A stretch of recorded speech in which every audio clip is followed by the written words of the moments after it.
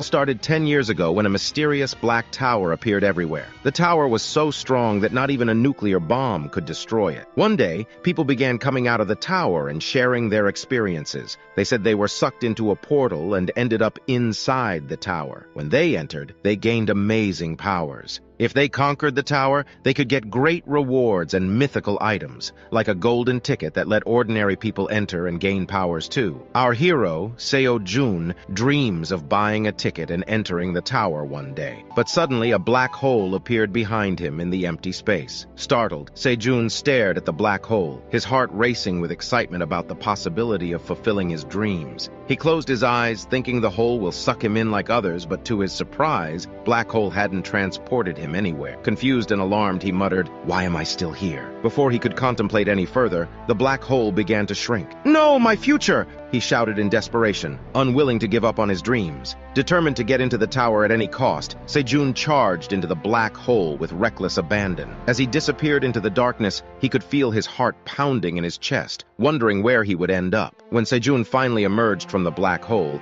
he was confused and disoriented as, on the first floor of the tower, there were supposed to be luxurious chandeliers lighting up the area. But this place was a cave made of rocks, with the only exit was the hole in the cave ceiling. Frustrated, he screamed, "Where the hell am I?" Trapped and alone, our protagonist found himself in a dire situation within the mysterious tower he had longed to enter. He had spent a full day searching for an exit. To his disappointment, the only exit was the hole in the cave ceiling. However, climbing the wall to reach the arched hole in the ceiling seemed impossible unless he was Spider-Man. As he pondered his fate, the sudden ringing of his phone alarm startled him. Despite being lost in this strange place, the alarm assured him that it had been exactly one day since he arrived. Hungry and disoriented, he rummaged through his meager supplies to assess his situation. With only a bottle of water, 27 cherry tomatoes, 10 green onions, 7 pumpkin sweet potatoes, and a washed apple, he had to make his provisions last. He decided to eat the apple first, savoring its sweetness and the momentary relief it provided. Each bite of his other raw vegetables brought unexpected pleasure, their flavors and textures a surprising delight. After finishing 1 sweet potato and 5 cherry tomatoes, Sejun picked up a green onion, and then he buried the white part of the onion root in the soft soil where the sunlight entered. Then he planted 2 sweet potatoes on the left side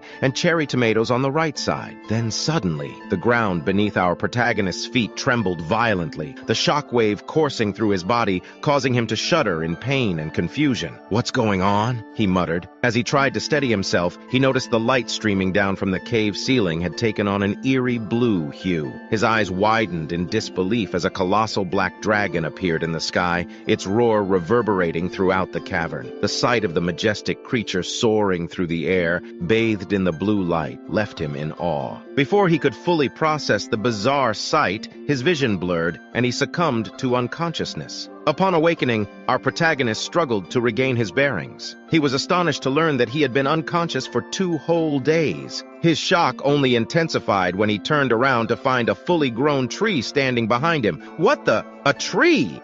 Isn't this a green onion that I planted? When did it grow this big? Was the green onion something that could grow this big within 2 days?" he thought. He couldn't help but wonder if the mysterious power within the tower had affected not only the green onion, but also the other plants he had sown.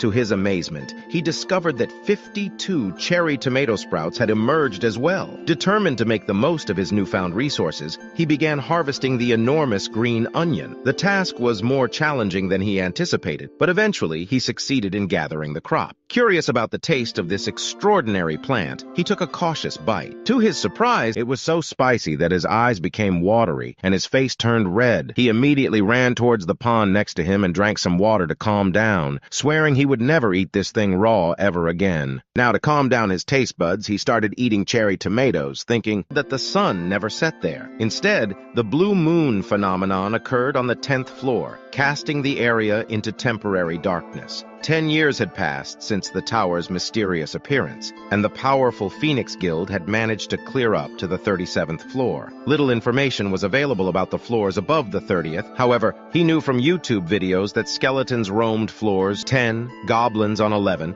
orcs on 20, and spider monsters from the 31st floor onwards. What puzzled him was the dragon he had encountered. No one had ever mentioned dragons or lizard-like creatures in the tower. Which floor is this? He wondered. Lying down, he wondered if he was on a floor so high that no one had yet reached it. Just then, water droplets fell on his face, and he quickly got up. Was it raining in the tower? He had heard that the weather was almost always pleasant, and as he looked up, the sky was clear. However, he spotted something moving very fast and grew scared, thinking it might be a monster. But the creature he saw approached him, revealing itself to be a cute rabbit drooling over his crops. He was surprised and wondered if the rabbit was a monster too. The rabbit jumped from the ceiling and he rushed to catch it, but the rabbit used his head as a stepping stone and landed safely on the ground. It hopped over to the green onion plants, and Sejun realized that this rabbit was something extraordinary. The rabbit pointed at the green onion plants, and Sejun asked if it wanted to eat them. The rabbit responded, and he understood that it wanted to eat. He broke off a leaf of green onion and handed it to the rabbit, who eagerly accepted. As the rabbit devoured the leaf, he told it that it could have more if it liked. Then he noticed that the plants had already grown back. At this rate, he would have to harvest them twice daily. But the rabbit started saying something loudly, and he realized it wasn't talking to him. He looked up at the cave entrance and saw another rabbit approaching. She landed and handed the first rabbit a straw hat and a watering can, and they both stood before him. He was surprised to see another rabbit and thought that the two might be related. He asked the rabbits if they were married, and they confirmed his suspicion. The next day,